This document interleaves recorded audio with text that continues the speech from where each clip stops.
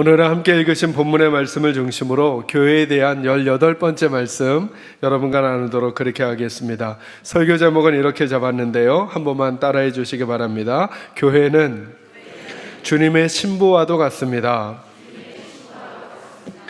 오늘 본문의 말씀은 저희들이 가정에 대한 이야기를 다룰 때 많이 언급하는 본문의 내용입니다. 그래서 아내들은 남편에게 어찌해야 하는지, 또 남편들은 아내에게 어찌해야 하는지를 하나님께서 기록해 놓으신 본문이기도 합니다. 저희들이 한번 먼저 이 본문을 잠깐만 살펴보도록 하겠습니다. 우리 22절에서 24절까지 말씀 같이 한번 읽어볼까요? 말씀을 읽습니다. 시작.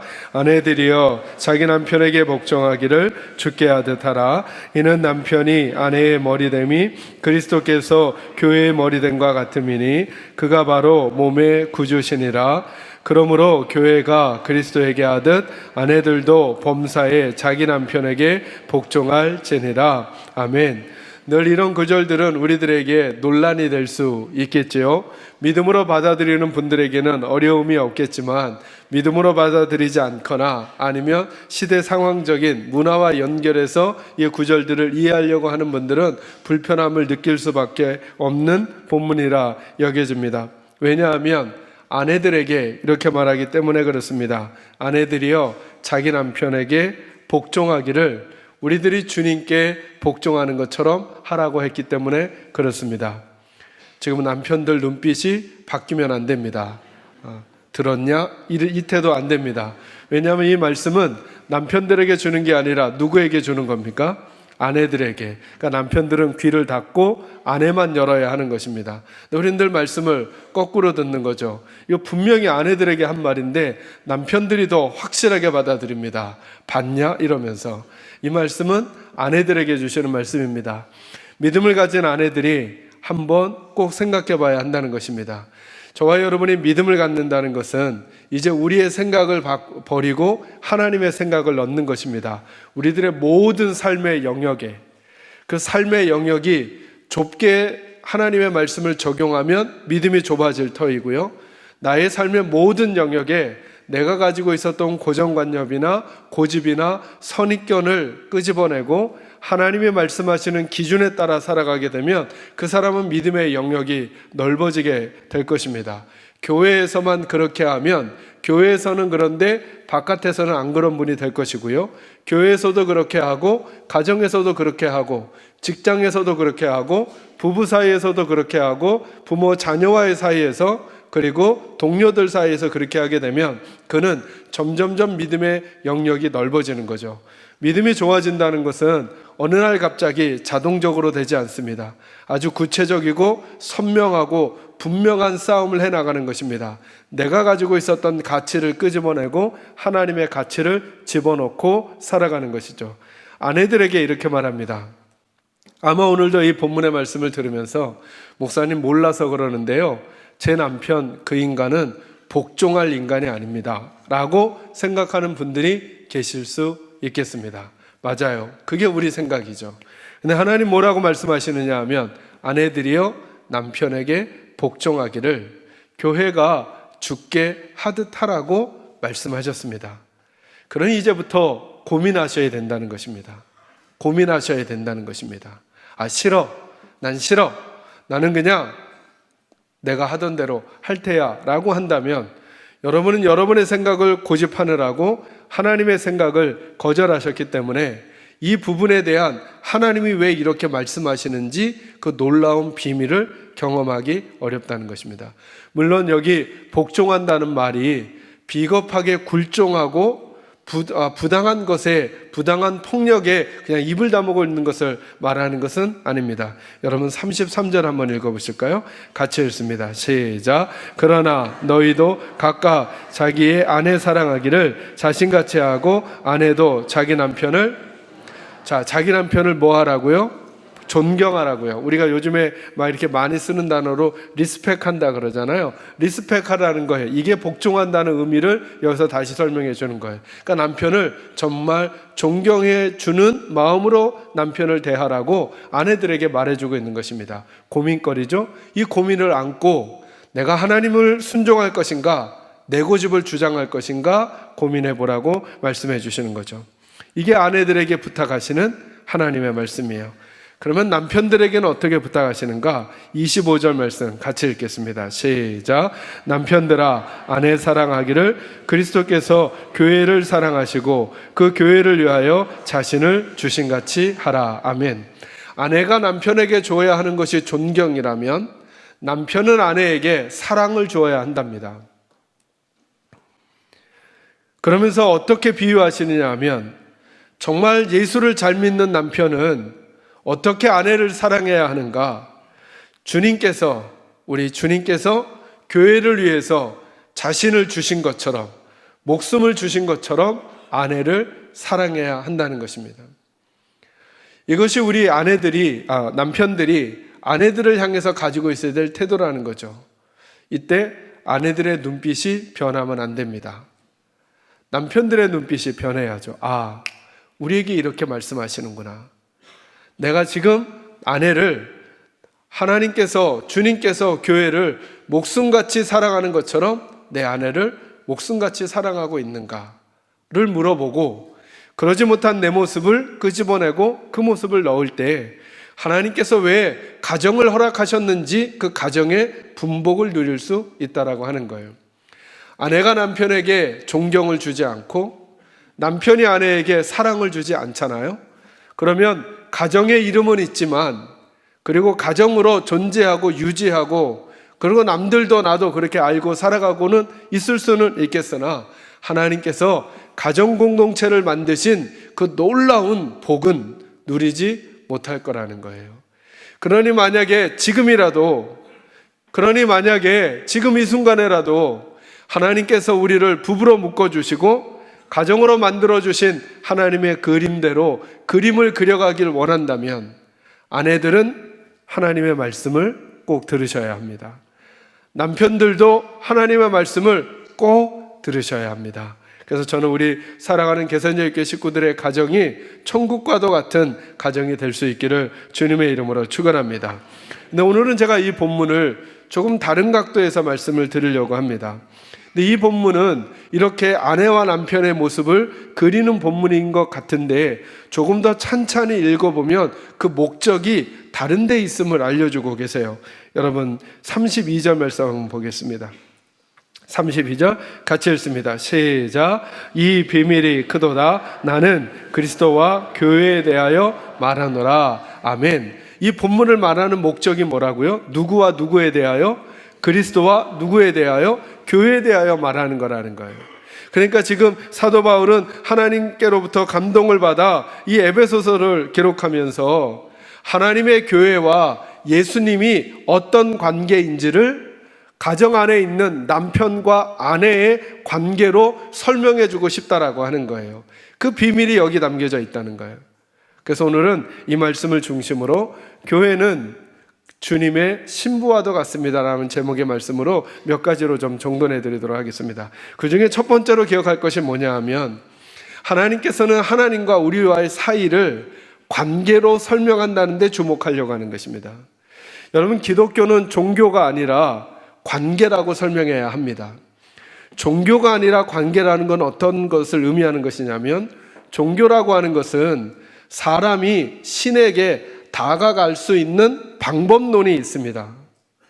그래서 그 방법을 거치면 신에게 가게 되는 것입니다. 이걸 가리켜 통칭 종교라고 하는 것입니다. 왜 우리가 절을 108번 하라고 하는가? 왜 3000배를 하라고 하는가? 왜 고행을 하라고 하는가? 그 과정을 통해 신에게 도달할 수 있다고 생각하기 때문에 그렇습니다. 그러나 기독교는 그렇게 설명할 수가 없습니다. 예배를 똑같이 드린다고 하나님께 갈 수 없습니다. 도리어 이렇게 물어야죠. 나는 예배를 했는가? 나는 기도를 했는가? 나는 봉사를 하고 있는가? 나는 교회에서 직분을 가지고 있는가는 하나님과의 우리와의 모습을 설명하는데 하등의 유익이 없습니다. 만약에 종교라면 기독교 예배를 참여하니까 나는 기도를 한다면, 기독교가 종교라면 나는 기도하는 일을 하고 있으니까, 나는 그런 종교적 절차를 가지고 있으니까 나는 마땅히 하나님에게 의미 있는 존재라 설명해도 상관이 없을지 모릅니다. 그러나 기독교는 종교가 아니라 관계입니다. 그래서 이렇게 물어야 하는 것입니다. 나는 요즘 예배를 드리고 있지만 하나님과 관계가 좋은가? 나는 요즘 기도하고 있지만 하나님과 관계가 좋은가? 나는 요즘 찬양하고 있지만 하나님과 관계가 좋은가? 나는 교회에서 봉사하고 있지만 나는 하나님과 관계가 좋은가? 나는 헌금을 하고 있지만 나는 하나님과 관계가 좋은가? 나는 직분을 가지고 있지만 나는 하나님과 관계가 좋은가? 그런데 참 재밌는 것은 뭐냐 하면, 나는 예배를 드리는가를 물으면 예스라고 하는 대답을 너무 쉽게 할 수 있잖아요, 우리가. 오늘도 예배 드리니까. 근데 예배를 드리는 여러분에게 제가 지금 여쭙는 것입니다. 여러분은 하나님과 관계가 좋으십니까? 라고 하는 물음을 던졌을 때 우리 안에 그 물음에 대한 대답이 선명하지 않다고 한다면, 저는 오늘 이 말씀을 듣는 이 순간부터 우리 사랑하는 계산제일교회 식구들은 믿음의 방향을 조금 다르게 잡아가는 거죠.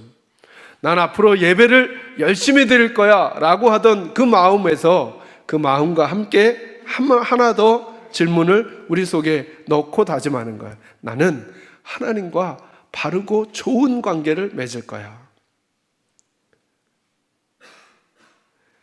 왜냐하면 부부관계로 우리를 설명하지만 하나님께서 저희가 성경을 이해할 때 조심해야 될 건 뭐냐 하면, 하나님은 하나님과 우리와의 관계를 다각적으로 설명해 주세요.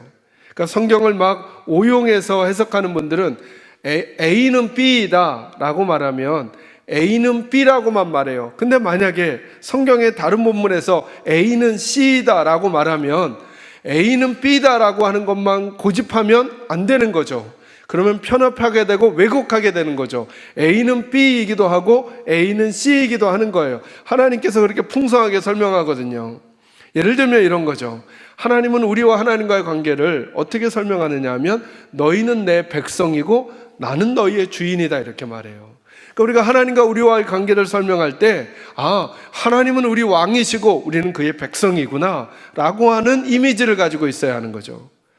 또 어떨 때는 어떻게 설명하시느냐 하면, 여러분 요한복음 1장 12절에 보면 이렇게 말하죠. 구원 얻는 것에 대해서 영접하는 자, 곧 그 이름을 믿는 자들에게는 뭘 주신다고요? 하나님의 자녀가 되는 권세가 주어진다는 것. 그러니까 우리가 예수 믿으면 우리는 누가 되는 거예요? 하나님의 자녀가 되고, 하나님은 우리의 뭐가 되시는 거예요? 아버지가 되시는 거예요. 하나님은 우리의 왕이시면서 우리는 백성이라고도 설명해 주시면서, 또 하나님은 우리의 아버지가 되시고 우리는 하나님의 자녀가 된다는 거예요. 하나님이 우리의 왕이시라는 건 뭘 의미하는 걸까요? 누가 우리를 통치하신다는 거예요? 하나님은. 그리고 우리는 하나님의 백성이라는 걸 뭘 의미하는 걸까요? 하나님이 통치하시는 그 백성으로 우리가 살다는 거예요. 그러니 그 왕에게 우리는 순종하고 그 왕이 우리를 통치해 간다는 사실을, 그분이 우리의 주인됨을 어떤 사람에게도 맡기지 말고 어떤 상황에게도 그분이 우리의 주인됨을 주어서는 안 된다는 거죠. 왜요? 하나님이 우리의 왕이시니까. 저는 여러분에게 하나님이 왕이 되시기를 주의 이름으로 축원합니다. 어떤 사람도 여러분의 왕이 되어서는 안 되는 거죠. 여러분도 왕이 되어서는 안 되고, 어떤 사람도, 어떤 물건도, 어떤 조건도 우리에게 하나님 외에 그 누구도 우리에게 왕이 될 수는 없다는 거예요. 이게 하나님의 선언이죠. 하나님은 우리의 아버지시래요. 이게 뭘 의미하는 걸까요, 여러분?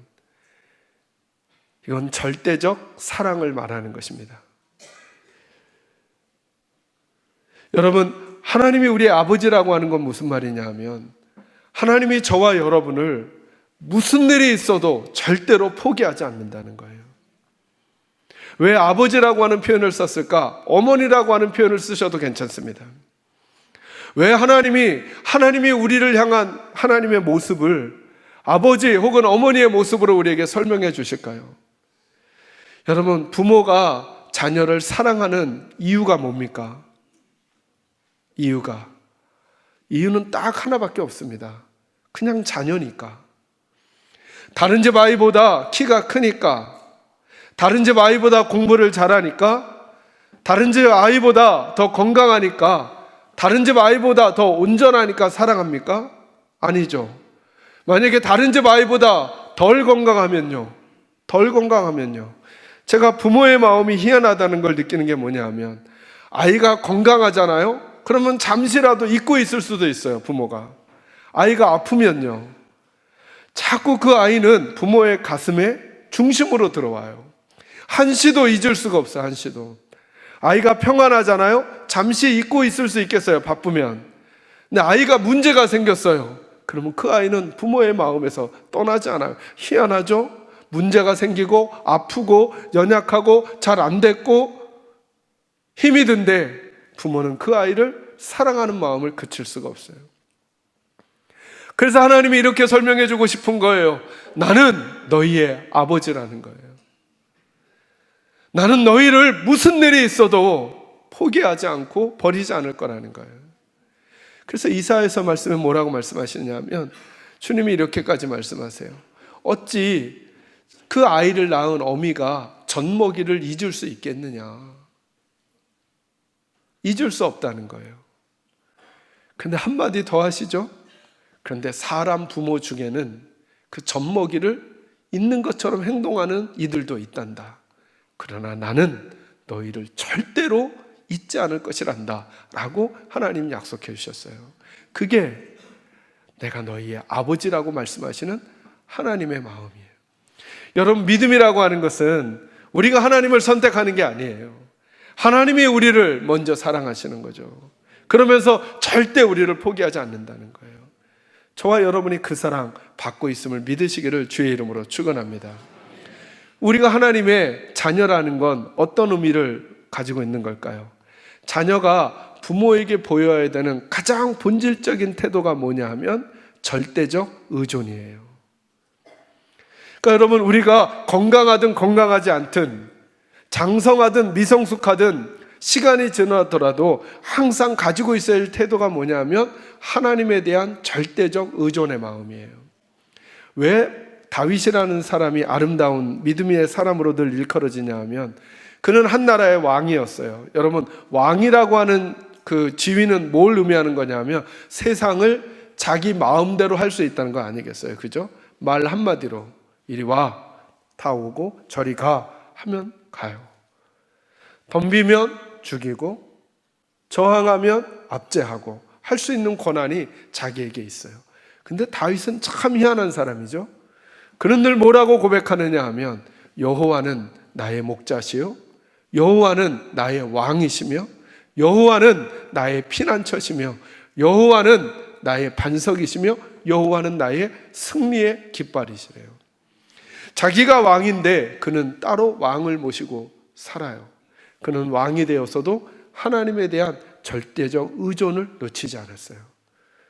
오늘 하나님의 교회가, 하나님의 백성들이 가져야 될 태도가 이거라는 거예요. 맞아요. 우리가 시간이 지나면 경험이 쌓일 때가 있어요. 맞아요. 우리가 시간이 지나면 안목이 넓어질 때가 있어요. 맞아요. 우리가 시간이 지나면 힘이 생길 때가 있어요. 그때도 하나님이 아버지시니까 하나님의 백성들은 잊지 말라는 거예요. 너희들의 일에 되고 안 됨은 아버지 하나님에게 달렸지 너희들에게 달린 게 아니라 라고 말씀하시는 하나님의 음성을 듣고 늘 하나님에게 의존적 삶을 살아가라고 말씀하시는 거죠. 저는 저와 여러분이 이 믿음의 태도가 있기를 바라요. 세상은 이렇게 말하죠. 우리가 독립적 주체적 인간이 되는 것이 자아실현이라는 설명을 해요. 근데 성경을 잘 읽어보면 항상 무슨 싸움이냐 하면, 하나님과 하나님에게 의존하며 살아갈 것이냐, 하나님으로부터 독립하여 사람 홀로 살아갈 것이냐의 싸움이에요. 하나님에게서 독립해서 사람 홀로 살아가려는 그 인본주의의 싸움이 성경이 말하는 죄의 근원이라는 거예요. 아름다워 보이고 멋져 보이는데 그것이야말로 인류에게 가장 큰 아픔을 가져다 줬다는 거예요. 바벨탑 사건, 하나님에게서 분리하여 사람의 이름을 내려고 했던 상징적 사건이죠. 하와가 선악을 알게 하는 나무 열매를 먹은 이유는 그 열매가 맛있어서가 아니에요. 그 열매를 먹으면 하나님처럼 되려고. 그러니까 그는 하나님에게서 분리하려는 것이 목적이었어요. 지금 이 시대에 모든 문화의 사조의 근원에 어디가 있냐면 하나님 없이 다 설명해내고 싶다는 거예요. 하나님 없이.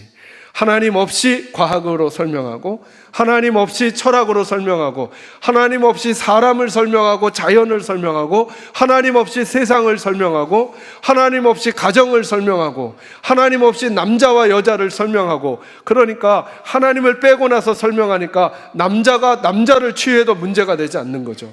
하나님 없이 설명하니까 여자와 여자가 만나도 문제가 되지 않는 거죠. 하나님 없이 가정을 설명하니까 만났다가 헤어지는 거, 아니 만나기 전에 계약하고 만났다가 아니면 헤어지는 거 아무 문제가 되지 않는 거예요. 도리어 효율적이고 효과성이 있지 않을까라는 생각으로 만연하는 거죠. 하나님 없이 문화를 설명하잖아요. 그러면 경계선을 그을 수가 없는 거죠. 이게 모두 다 하나님 없이 살려는 모습이에요. 그러나 하나님이 이렇게 말씀하세요.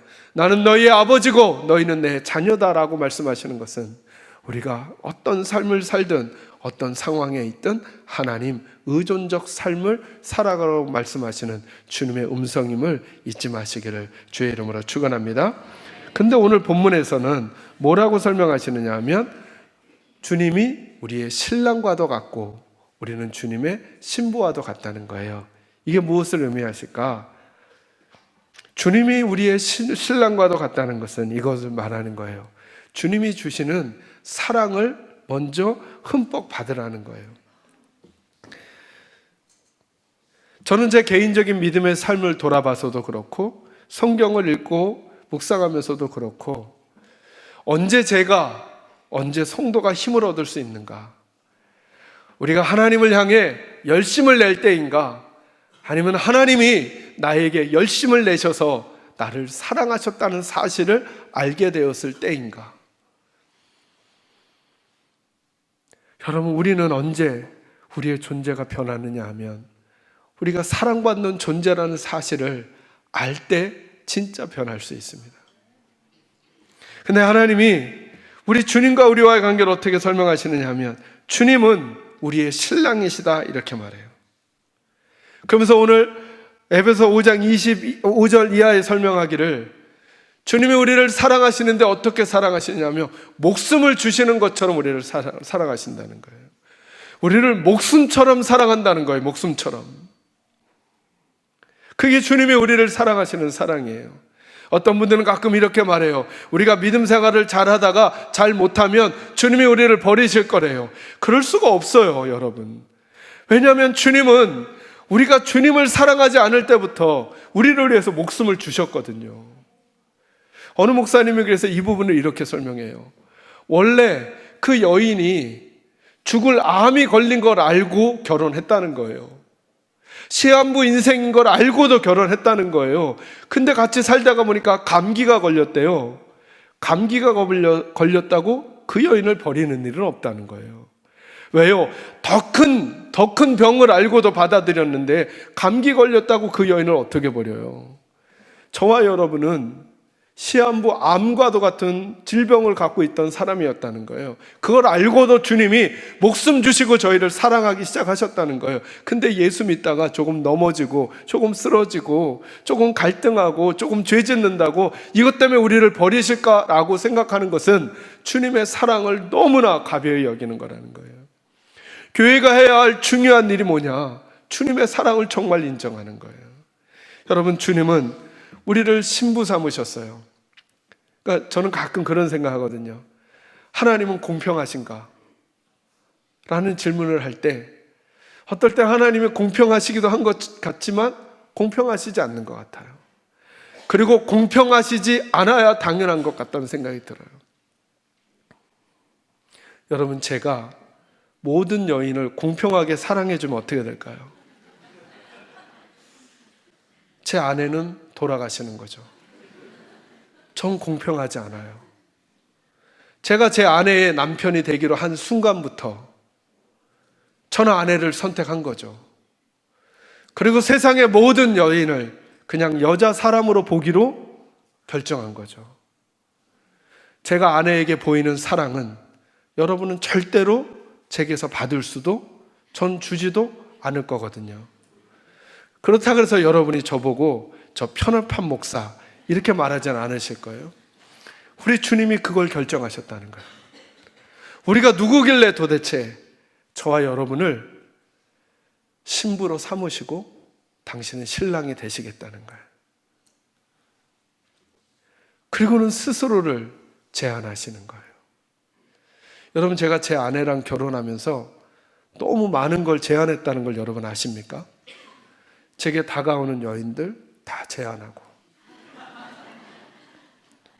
제 마음도 제한하고, 제 몸도 제한하면서 오직 그 여인만 사랑하기로 선택하고 결정하고 그것을 표현하는 것이죠. 오늘 이 말씀을 듣는 동안에 아직도 안 제한하신 남자분들은 오늘 바로 제한하시기 바랍니다. 그 여인의 전화번호 지금 지우시고 이제 발걸음을 끊으시고, 아, 나는 이 여인의 신랑이지. 내가 선택하여 스스로 제한하고 이 여인을 위하여 살기로 목숨을 주기로 결정했다는 사실, 그것이 주님께서 가정에게 그리는 그림이면서 동시에 주님이 어떻게 하겠다고 말씀하시는 주님의 사랑이에요. 그만큼 우리 주님이 저와 여러분을 사랑하시는 거예요. 그 사랑 변함이 없어요. 그 사랑은 목숨을 준 거라 더 이상 줄 게 없는 사랑이라고 말씀해 주시는 거예요. 저와 여러분이 그 사랑을 받고 살아가는 존재임을 믿는 믿음이 저와 여러분의 있기를 주의 이름으로 축원합니다. 마지막으로 한 가지만 더요. 그렇다면 우리가 주님의 신부라는 것은 어떤 것을 내포하는 주님의 마음이 있을까? 여러분, 신랑과 신부가 같이 살면서 제가 가끔 그런 질문 하거든요. 부부 사이에 제일 중요한 게 뭡니까? 부부 사이를 건강하게 유지하는데, 물으면 어떤 분들은 돈이요, 뭐 이렇게 말하는 분들, 돈이 없으면 부부 관계가 어려워진다는, 뭐 일리 있는 말이긴 하나 그건 너무 저기 하잖아요. 어떤 분들은 신뢰요, 신뢰가 무너지면 다 끝입니다, 그래요. 근데 성경적인 언어로 찾아보면 남편과 아내 사이에 제일 중요한 게 뭐냐 하면 순결이에요. 순결. 여러분 보세요. 여러분의 아내가, 신부가 여러분에게 맛있는 음식을 해다 줘요. 근데 이 여인이 순결을 지켜주지 않아요. 오늘은 저쪽 집에, 어제는 저쪽 남자, 그리고 나한테 맛있는 음식을 줘요. 이 맛있는 음식은 더 이상 음식이 아니라 쓰레기인 거죠. 왜냐하면 내게 순결을 지켜주지 않았으니까.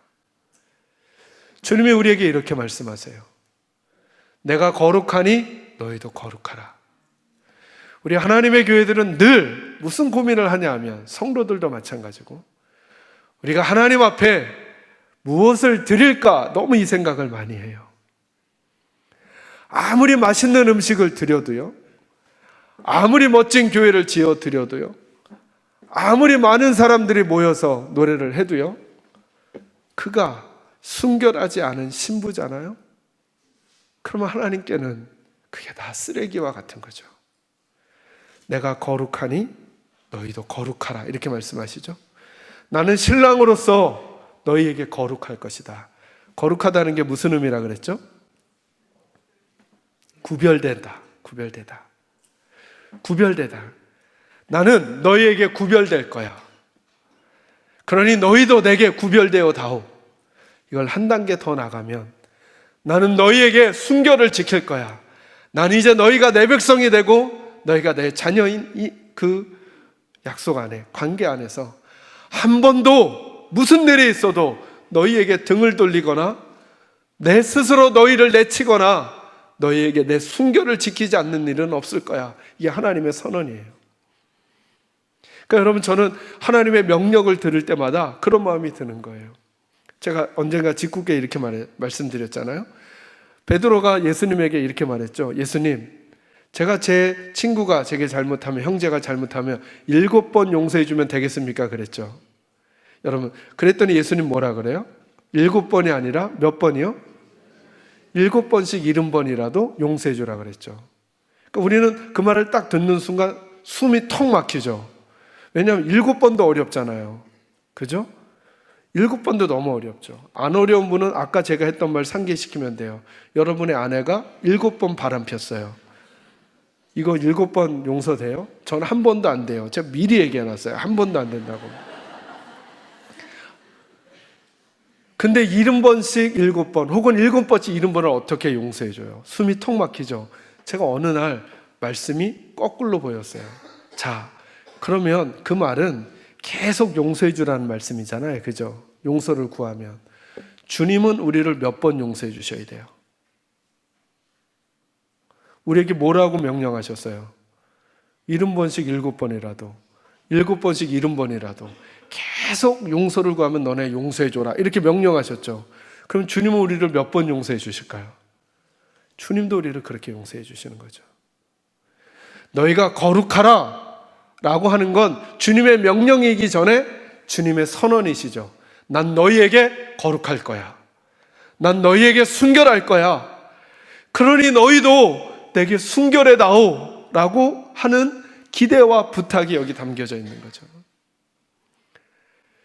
그러니 우리가 우리 아내에게, 우리 배우자들에게 그들의 순결을 지키며 나만을 사랑해 주는 게 가장 아름다운 선물이듯이 우리 교회가, 우리 성도들이 주님께 드릴 가장 아름다운 선물은 아침밥이 아니고 건물이 아니고 프로그램이 아니고 저와 여러분 마음에 우리 주님을 순결하게 사랑하는 그 마음인 거죠. 그래서 어쩌면 하나님이 찾으시는 제사가 상한 심령이라고 하는 게 맞아요. 하나님은 우리를 찾고 있는 거예요. 예배를 찾는 게 아니라. 하나님은 찬양을 찾으시는 게 아니에요. 찬양하고 있는 그 사람. 근데 만약에 찬양은 아름다운데 그가 순결을 지키지 않았어요. 그건 쓰레기라니까요. 그가 막 교회 일을 열심히 했어요. 근데 순결을 지키지 않아요. 그건 쓰레기라니까요. 그가 헌금을 남보다 많이 해요. 그런데 그가 주님 앞에 순결을 지키려고 하지 않아요. 몸부림치지 않아요. 그렇다면 그건 쓰레기일 수 있다니까요. 우리가 힘 합쳐서 으쌰으쌰해서 더 큰 교회를 만들고 지었어요. 근데 우리 교회가 순결을 지키지 않아요. 그러면 그건 하나님 앞에 잡동사니 쓰레기에 불과할 수 있다니까요. 그래서 이사야서에서도 하박국서에서도 말씀하잖아요. 누군가 내게 예배를 못 드리도록 저 성전문을 닫아버렸으면 좋겠다. 난 너희가 가져오는 예물이 역겹고 냄새가 나고 토할 지경이다 라고까지 말씀. 이게 무슨 말이에요? 이스라엘 백성들이 순결을 지키지 않으니까 그들이 하는 예배와 제사는 하나님에게 너무나 힘든 것이 되어버리고 말하는 거죠. 저는 저와 여러분에게 같이 묻고 싶은 거예요. 우리는 순결한가? 우리 정말 순수하게 하나님 앞에 찬양하는가? 우리는 정말 깨끗하게 주님 앞에 예배하는가?